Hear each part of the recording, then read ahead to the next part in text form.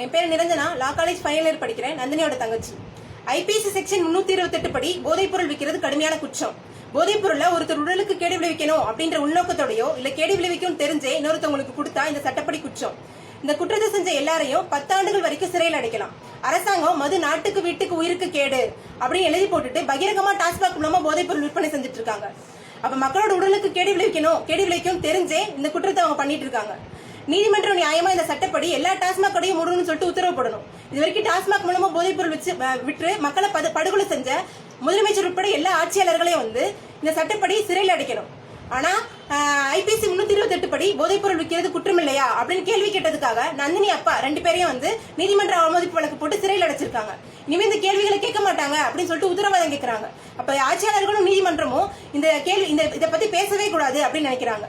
அப்ப 2 பேர் இந்த கேள்வி கேட்கறதே அவங்களுக்கு இவ்வளவு அச்சுறுத்தலா இருக்குன்னா மக்கள் எல்லாருமே இந்த கேள்வி கண்டிப்பா கேட்கணும். ஐபிசி 328 படி டாஸ்மாக் சட்டவிரோதம் அப்படின்ற விஷயத்த மக்கள் எல்லாருக்கிட்டையும் நம்ம கொண்டு போய் சேர்க்கணும்.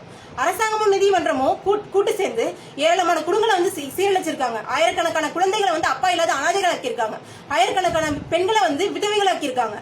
இதுல அரசாங்கம் குற்றவாளி, நீதிமன்றம் இதுல கூட்டு குற்றவாளி. சட்டவிரோதமா செயல்படுற அரசாங்கத்தையும் அதுக்கு உடனே இருக்க நீதிமன்றத்தையும் கண்டிச்சு 8ஆம் தேதி திங்கட்கிழமை மதுரை சட்டக்கல்லூரி முன்னாடி காலவரையற்ற உண்ணாவிரத போராட்டம் தொடங்க போறேன்.